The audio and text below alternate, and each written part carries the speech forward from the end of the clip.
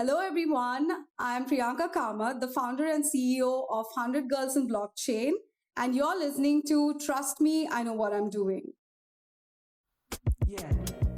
My name is Abhay Dandekar, and I share conversations with talented and interesting individuals linked to the global Indian and South Asian community.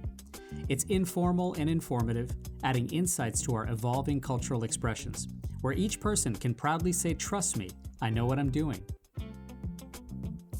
Hi, everyone. On this episode of Trust Me, I Know What I'm Doing, we share a conversation with the founder and CEO of 100 Girls in Blockchain, Priyanka Kamath. Stay tuned.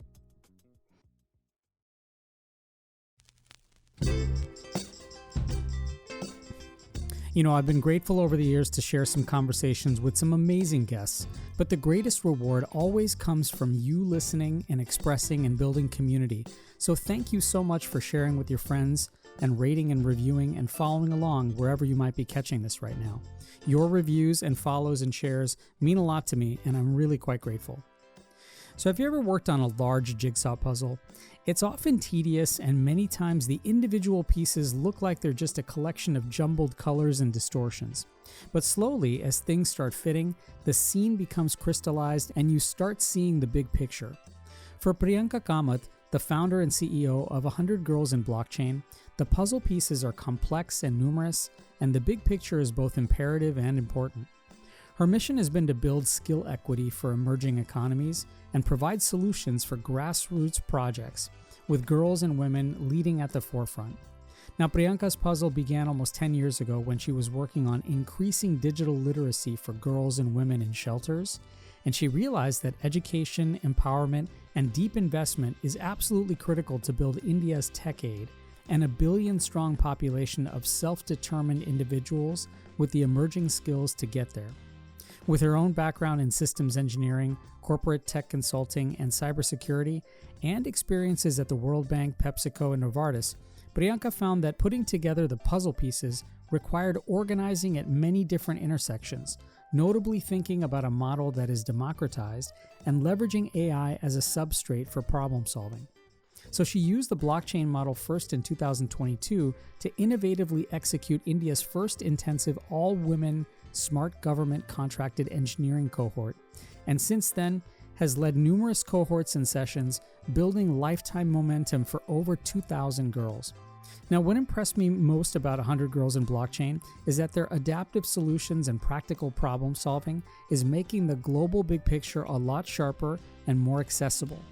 Priyanka's award-winning work and collaborations in India and abroad are having impact for so many critical dyads, startups and institutions, rural and urban, tech-naive and tech-savvy, and finally for both individuals and teams, making financial inclusion and mobility more possible for more women and girls everywhere.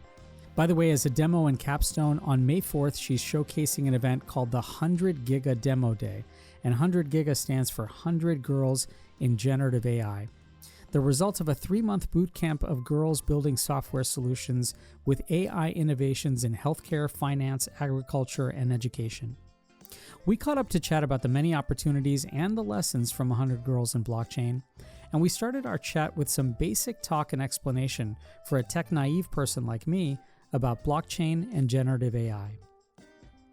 It's been such an intimidating topic for so many people, and it's also because blockchain means several things to several people. Let me just condense it for you that can apply all across, right? So Yeah. we've all been internet lovers.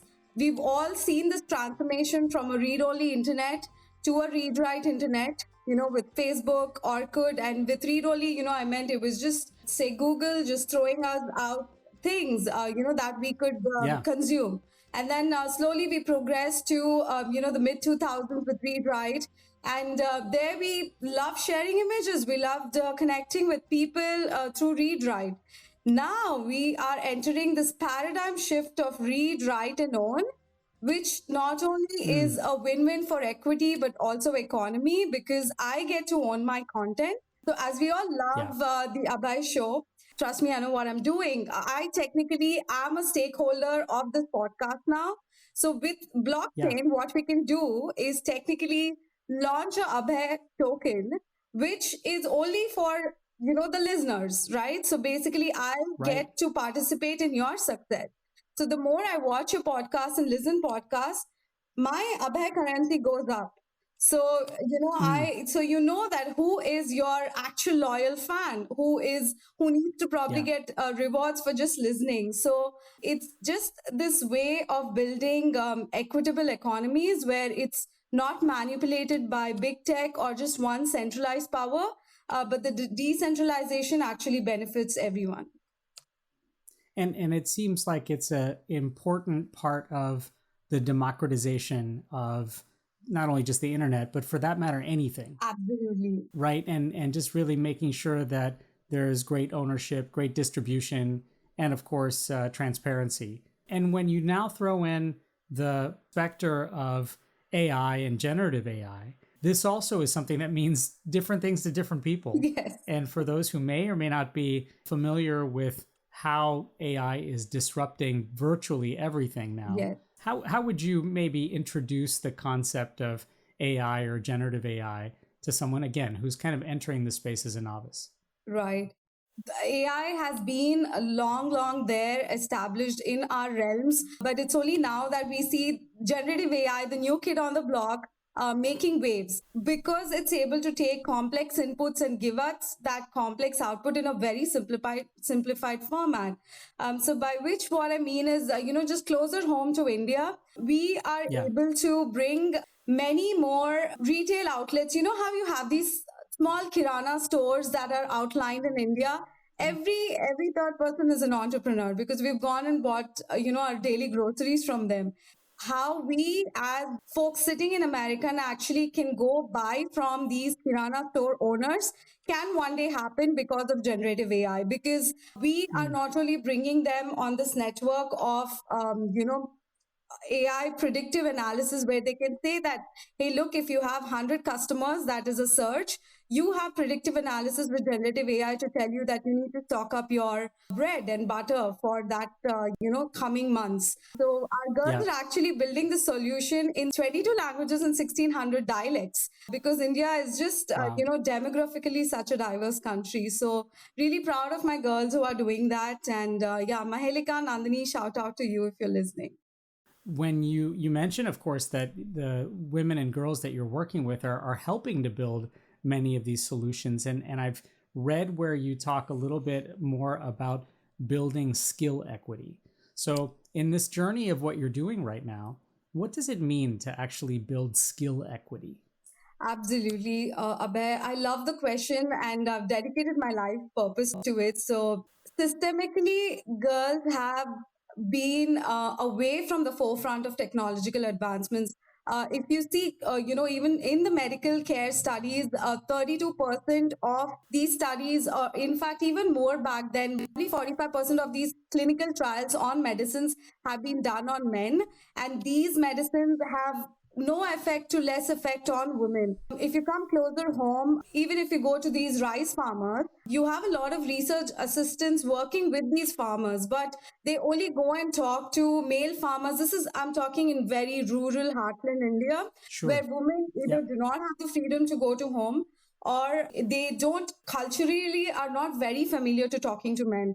So they don't take inputs from women, and because of these research lab not being inclusive, what we see is these rice paddies are not even growing to a height where it's supposed to, and it's technically, these women farmers need to bend down and take it, which is kind of disrupting. So it is, technology has done harm in a lot of ways to women and to women of color. So the Mm. more women we get on this panel, the more women discuss about these solutions. We are building an inclusive world, which will, proliferate economy. And let me tell you about, there's $172 trillion missing from the gender equality gap. We have Mm. 133 years more to close the pay gap as well. Yeah. It starts now. These numbers need to start changing now at the grassroots levels with, young minds at their foundation age actually using their tools and talent to build for the grassroots of emerging economies. Of course, we start with India, and I remember mentioning this to you that we're getting a lot of inquiries from Senegal, Nigeria to Yeah. actually start these kind of innovation boot camp there. Well, and it seems like the equity gap, whether it's in labor, whether it's in rural India, whether it's in Africa, whether it's in tech, whether it's in finance, these all need to be addressed. And is the foundation of this just disrupting some of these very, very embedded structural norms? I mean, this is a task that is equivalent to, unfortunately, like boiling the ocean. So, Yes. how do you tackle and prioritize and maybe even find specifics so that you can have measurable but sustained small victories and gains here? Ooh, absolutely love this question, and very critical to the implementation, which is actually 99% of the task at what we do at Yeah, 100 Girls. Dismantling economic structures comes with strategic partnerships, Abhay. yeah, I believe, because my journey started off with a AI skill recommendation engine picked up by Amazon Web Services as their Head Start Innovator tier. We've got amazing boost from the team of Amazon Web Services trying to proliferate our solution into the Zilla Parishad schools. They have a yeah, strategic way of, deploying their solutions along with the cloud solutions. As these cloud solutions power these schools, they have a way to take their Amazon startup related solutions into the weeds as well. Plus, it needs to be this holy grail of industry academia governance, which paves yeah. way for solutions of this scale to be implemented. So when I say that, we are very closely working with Triple IT Hyderabad. That is the incubation platform for, bringing anyone from farmers who need AI to retail folks who need AI to tackling, how in Jharkhand they have these coal mines and there's actually asbestos in the blood of these coal miners. Mm. So just having that kind of knowledge and awareness, how do you reach them without the devices, right? And by the way, those solutions are being built by women, by girls, Yes. by teams that have been able to now customize solutions in this way. Is that correct? That is true. That is true. So these are built by girls. That way we have more inclusive and, just DNA wise, we are more empathetic people. Like that's how we built. Again, my biggest cheerleaders are my dad and my brother. So, I absolutely love Yeah. the No, no, men no. in my life. But just, DNA wise, I think women are built a little differently to, put their emotions first. And we get a lot of deep thoughts, like a girl who's sitting in the city in Hyderabad thinking about a coal miner in Jharkhand. That itself deserves an applause, because teenagers these days, unfortunately, with the influence of social media, it's become more about likes and just proliferating their presence online. You very rare and few, although they want to do good, they don't know where to go, and we're building avenues for making platform for them to succeed. So that's the end goal, and it Yeah. will only happen with this holy grail of industry, academia, and governance.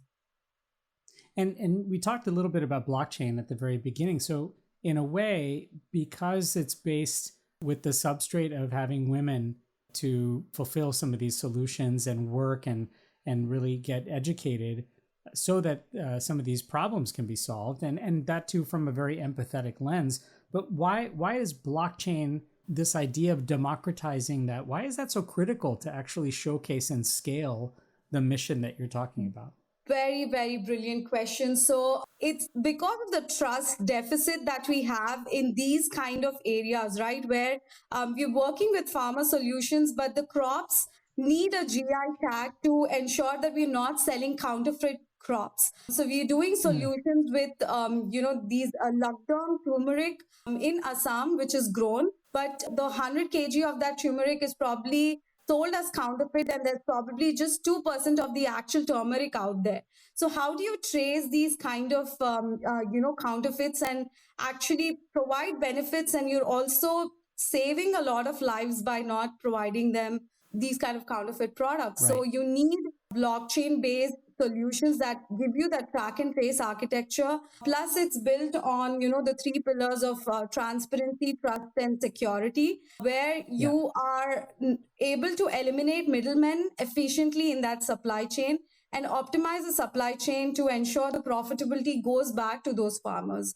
So especially in a country like India or emerging economies, anywhere in Africa as well, this kind Yeah. of blockchain based solutions are so much necessary to scale trust.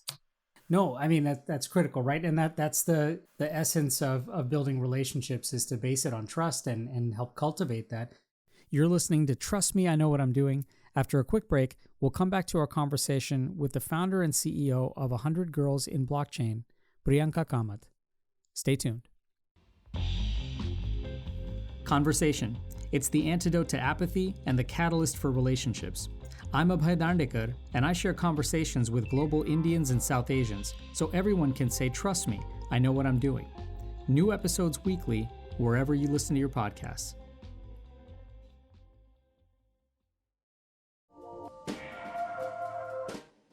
Hi, this is Vidya Balan, and you're listening to Trust Me, I Know What I'm Doing.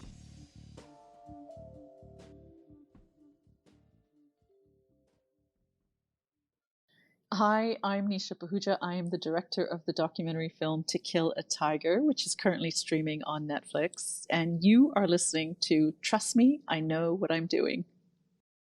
Welcome back to Trust Me, I Know What I'm Doing. Let's rejoin our conversation now with Priyanka Kamath. You help build cohorts in a way of women to help, not just prove concepts, but of course to execute on the tasks and deliverables that you're talking about here. Does this almost currency of building community and then translating this to better outcomes, does this actually truly make a difference, not just for the deliverable, but for the girls themselves, particularly if the girls and women can then support each other beyond just what the cohort activity was? Yes, beautiful. Love the way you put it, actually, because it's the sisterhood in the cohort that actually lifts these girls to do better, because it's a great mix, Abhay, as you know. It's only the top 1% that goes into those niche IIT and NITs of India, which is the Ivy League equivalent. So the 17 million students who are actually coming into the workforce think they're not enough because they didn't make that cut. And we are showing them, look, we will give you the tools. We have this vision. We will give you this set of trailblazer girls that you can actually pick from. And in fact, most of our leaders, they mingle a lot well with the grassroots girls. So there's a IIT lead working with, marginalized community girl whose dad is a potter. And she comes and asks our cohort leaders, Didi, my dad is a potter. How do I build a chat GPT that can actually is a voice enabled GPT that will tell him what are the best avenues to sell his pottery goods? So she's actually applying her real time insights into this cohort. And this is how we build skill equity, Abhay. So this girl, because she has a diverse background and upbringing, works with this amazing girl from IIT, and they both work hand in hand with these synergies to actually benefit the bottom billion. So I'm really proud of the sisterhood. When you hear a story like this, I imagine that it resonates powerfully for you. But so, I mean, oftentimes as startup founders or people who are now sharing their vision and what their missions are, for you personally, what exactly is your why? And for that matter, how did you come to that why? Yes. As they say, it takes like 5 holy whys to do this. Let me tell you about, I was having the time of my life at PepsiCo Toronto. I was actually mitigating cybersecurity risk for a 100-year-old company. And it was the best learning of my days at that point. And we actually had deployed the solutions in Dallas, PepsiCo at that point. And they said, hey, look, we want you to go to Canada and, work for some of these applications too. So when this was happening, the pandemic actually hit. I was stuck in a new country without medical services, but I was actually having breathing issues.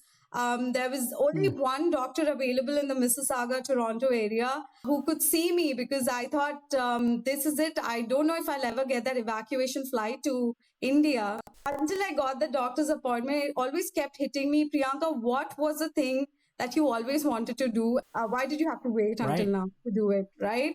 So it's those flashes of, near death that actually Yeah.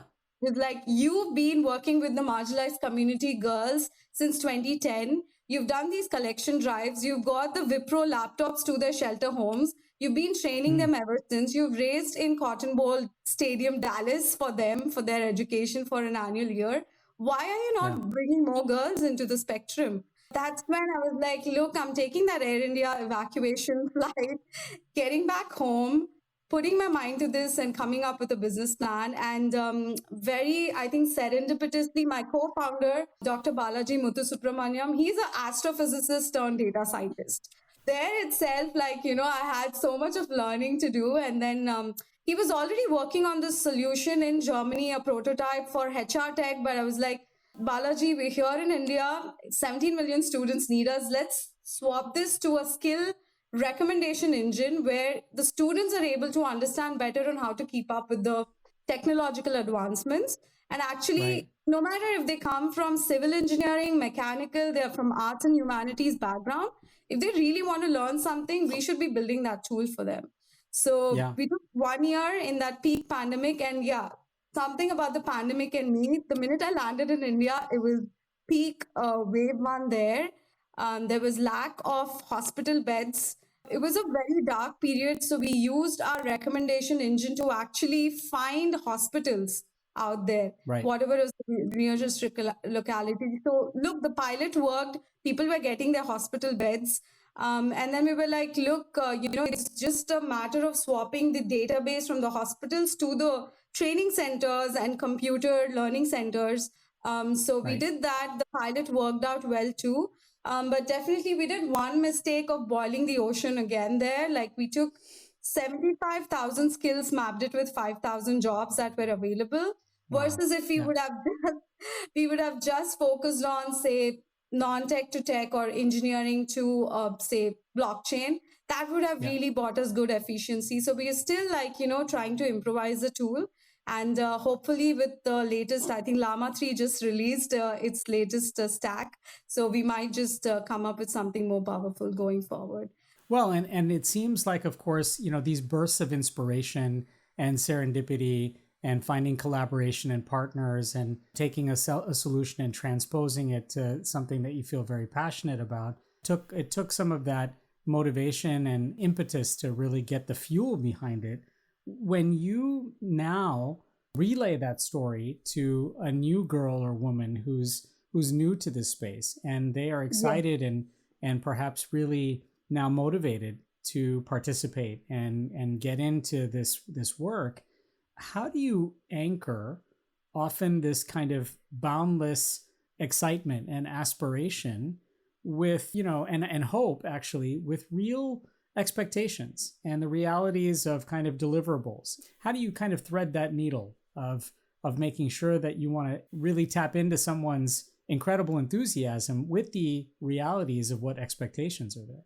It's been a challenge. I will not lie, because getting the girls to have this adoption towards new technologies when the existing job is working well, or like they already have internships with their latest front end stack and back end stack and whatnot, having them to see the bigger purpose behind the mission was very important to us. So when we say that, hey, look, even though you're an engineer, don't put your arts or music aside, you are able to build passive income channels through these mechanisms of subscription economy that is actually allowed by blockchain.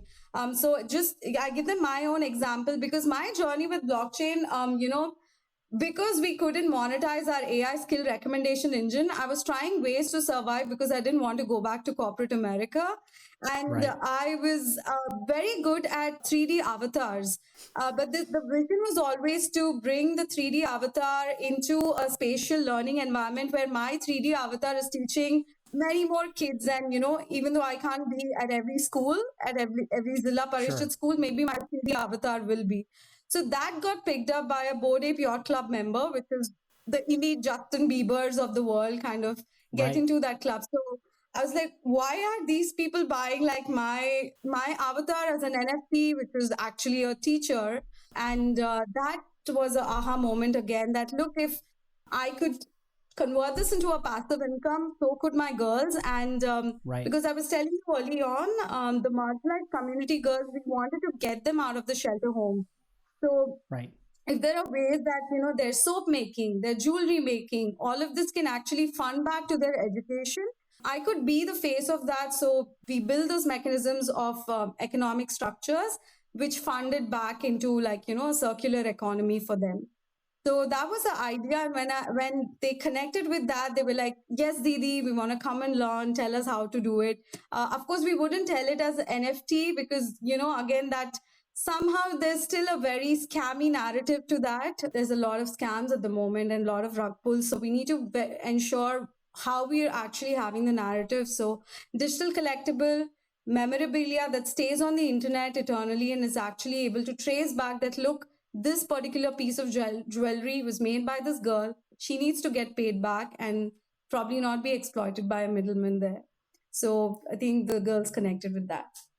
There are parallel streams here, right? There's the learning and the structure and the aspiration of really designing different AI solutions and working with a cohort, with the reality of, look, there needs to be some sustainability to what you do, and having those parallel sources of income in very novel and unique ways. It sounds like that message is one that you have to keep just harping on in a way, so that so everyone can just hear it over and over again. You said it, Abhay, Right? because a lot of times, because they're bubbling with enthusiasm, they want to build everything under the sky. And we have to show them, look, there's a certain ROI that you need to build so you can sustain yourself. You can't be building 500 features that don't work versus 5 features that work. Well, and when you think about it that way, whether it's from your experience in corporate America and now as you're leading and learning from many of these girls and women who are getting into this space, in fact, succeeding in this space, what's the solution to building more ladders of trust for women in tech and STEM careers? Mostly so that hopefully in the future that it doesn't seem like there needs to be, there is an equity gap, and rather, the women are populating these areas in very fulfilling ways. And of course, helping to support each other and their allies. Yes. In the future, this is a very self-driven mission, and that's where my company is also called Skill DAO Private Limited. So a DAO is a decentralized autonomous organization where you don't need a hierarchy. You don't need a CEO, CTO to run this. It's all programmed with a smart contract which tells you who the stakeholders are. This is what the rules are, and anyone who contributes more gets the skill currency. Anyone who tries to do harm is out of the DAO.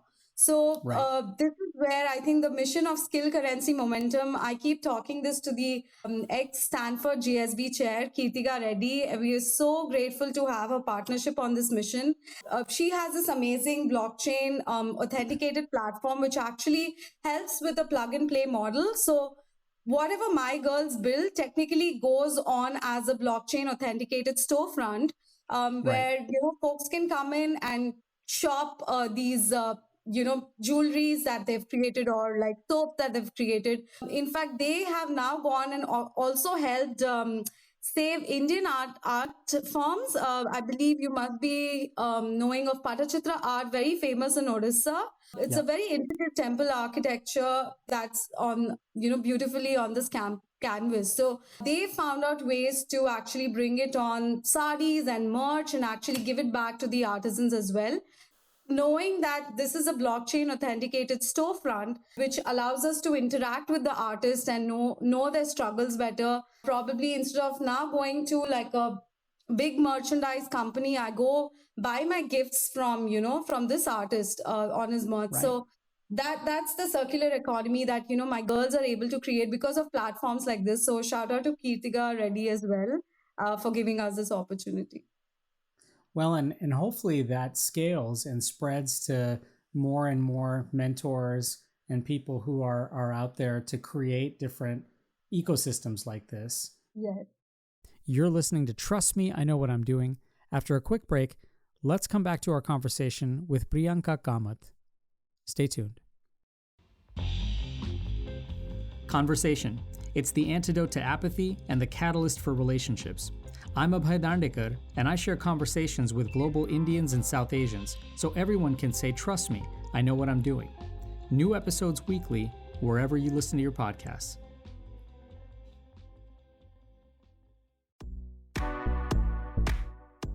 Hi, I'm Krish Ashok, author of Masala Lab, The Science of Indian Cooking, and you're listening to Trust Me, I Know What I'm Doing.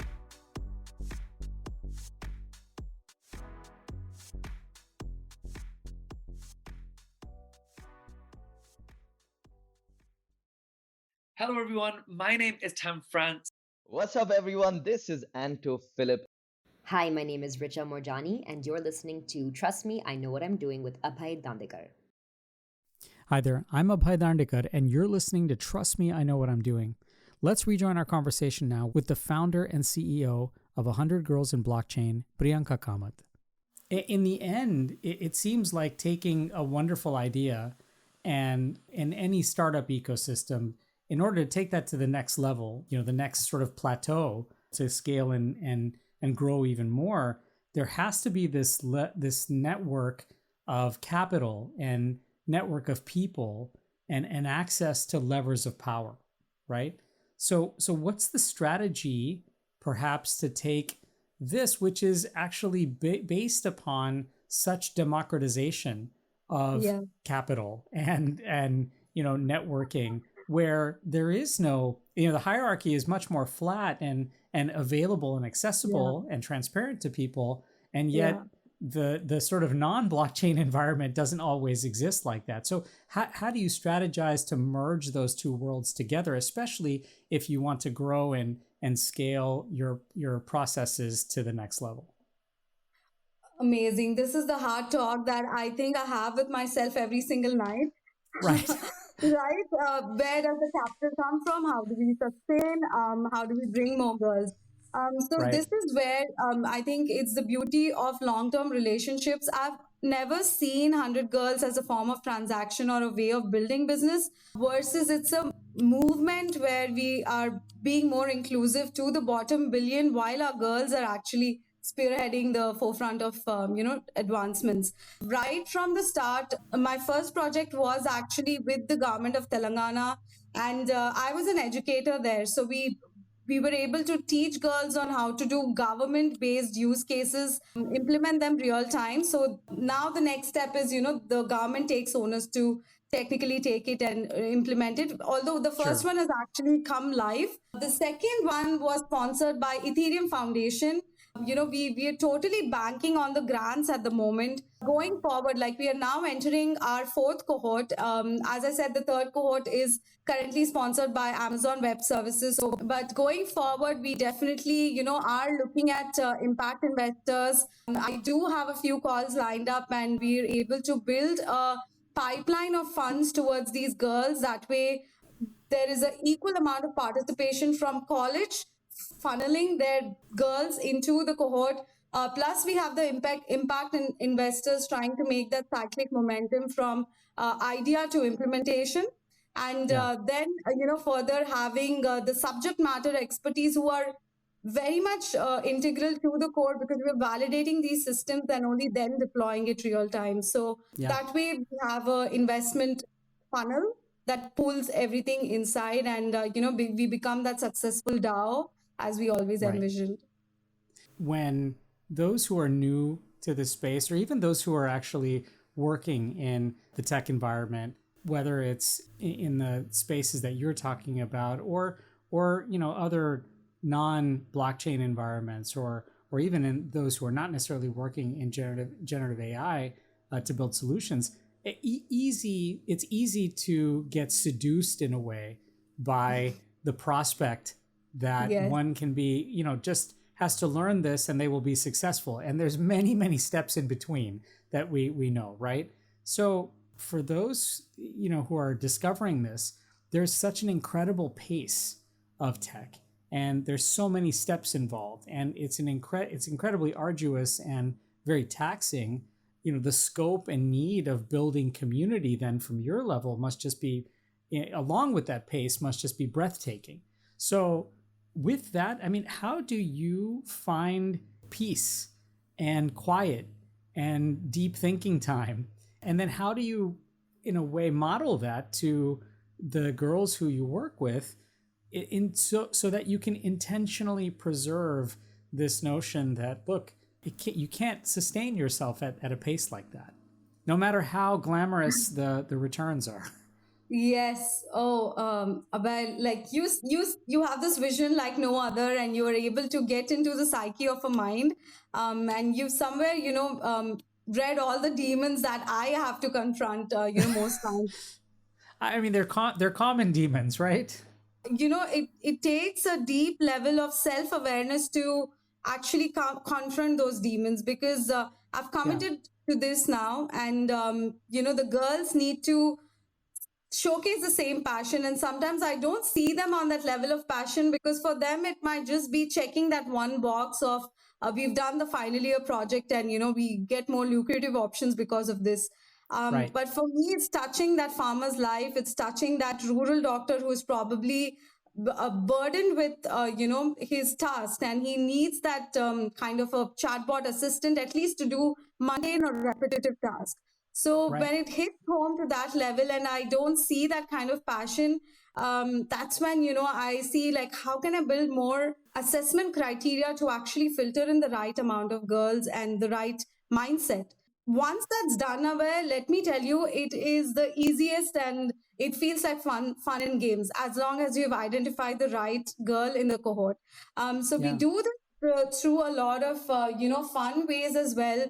We have a holistic assessment where they build prototypes of what they think the current solution can be done better with AI. So in fact, the Jharkhand coal miner example that I gave you, it came from 17-year-old Shailaja, who built this with AWS PartyRock, which allows you to become a AI chatbot maker in 5 minutes. So we use a lot of low code, no code tooling, and ask them, hey, give me your idea. What did you always want to build? Or what your biggest pain points are? How would you solve that with AI? And we see them tinkering with these low code, no code tools, and we are able to identify who is the girl we need to work with, Abhay, and then we give them a certain set of criteria to fill in. I'm imagining that for those who don't necessarily have, whether they might have passion, but they might still be struggling to develop some of these solutions. Yes. I'm also imagining that equally it's important to have the coaching to stay resilient and to not give up, and to make sure that you're perhaps going to the next level of motivating and reminding people that it takes time. Absolutely. Absolutely. We do have the most heartwarming sisterhood. Like I said, the leads that we picked up, I've built long-term relationship with them, and they have their own hardships where, they have come into education because of scholarships. Or their fathers are, struggling with income channels. So we know education is a force multiplier in these kind of, girls' lives, and they take extra effort to pull those 10 other girls in. So usually how it goes is the 100 girls, we have mostly like a pyramid format where the leads are selected, based on their participation in class, what are the low-code, no-code tools they built. We first onboard the human, and then we onboard the engineering techniques. Because like I said, we work with everyone from artisans to farmers to doctors. So whoever is able to give more ideas to solve those grassroots level problems, we know that those are our leads, and they will figure out a way to get out of any kind of hurdle that we give them. But you're so right. I think going forward, because this will be our fourth cohort, we're trying to make it as inclusive to the non-tech folks too. I myself as an electrical engineer now into full tech. We definitely going to find out a way, and that's where we build that AI recommendation engine tool that would help us to do it. Yeah, I'm imagining that there's a lot of empathy that you have to develop as whether it's an engineer, as a tech person, as an educator, as a leader. I'm curious about this one. If you could have a conversation with yourself as an 18-year-old. So if you could go back and have a conversation with 18-year-old Priyanka, what advice would you give her? Abhay, I would tell her she's enough. I would tell her no matter the brickbats, no matter how much people told that you couldn't do this certain task because you have certain limitations as gender, as systemic biases, I would have told her that she will cross all of that and go do what she was meant to do, find a purpose and calling in life. And Yeah. the scores never mattered, the background that she came from never mattered. And the fact that she didn't have a hospital when she was born, when she had to, her mother had to be taken to the nearby town to actually have that hospital for her to be born, will probably fuel her to build more from grassroots. So I think you are enough is probably that one line that I would always tell myself. I tell that to my girls as well. And I'll follow that up with the last thought I had for you, and that is, as you mentioned, right? I mean, these are complex ecosystems. They deal with complex technology and technology that's evolving at a very rapid pace. Yeah. And the idea that you are enough is, such an important message to remind people of. And now, as you think about, what you just said, that the advice you would give to yourself as an 18-year-old, when you meet girls and women who are 18 years old or younger even, and they're entering this space and eager to learn, and of course, you're reminding them of your own experiences, perhaps, and laying the backdrop of this very complex technology and hoping to simplify it for solutions at scale. What are you also learning yourself? What are you learning yourself from the girls who are entering this space? Wow.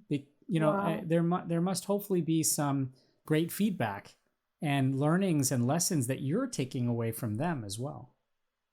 You said it, Abhay, this is so profound actually, because there's one thing I've always learned, Abhay, that the law of life is actually the law of summed beliefs. That's what I've understood from them, because they believe, ma'am, we have this problem to solve.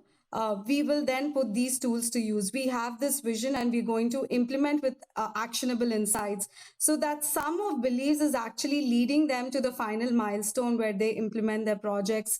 So that's what I've learned, that self-belief can take you places. And no matter how much you get opposed, and there will be hurdles at the point, but it's only realizing you to your true self and your true potential. So I've learned to unleash my potential from the girls. That's one key takeaway from them. Well, unleashing potential, harnessing so much richness out there in both the technology and the people who you're leading. We're all very much rooting and celebrating all that you do. Priyanka, thank you so much for joining us. This was really quite insightful. And again, I hope we can visit with you again down the road. Yes, absolutely. Abhay, let me tell you, this was like a meditative experience for me. It was about confronting demons. It's about how do I sustain capital growth. So it's amazing. I'm taking a lot from this session with you, and just wanted to thank you. 100x forces are coming at you on May 4th, which is the Star Wars Day, where we have our first generative AI projects coming to the surface. So hope we can get into the hands of every farmer who needs it, every doctor who needs it, every educator who needs it, and the rural girl who's trying to get to understand what ETFs are, what Bitcoin ETFs are, we will also let her know that. So, this is the grand vision of building skill equity, and glad we had this platform with you to share it. Thanks so much, Priyanka. And please do check out this amazing event on May 4th. Remember that our strength lies often not in who we push out of the way, but rather who we can lift up. Till next time, I'm Abhay Dandekar.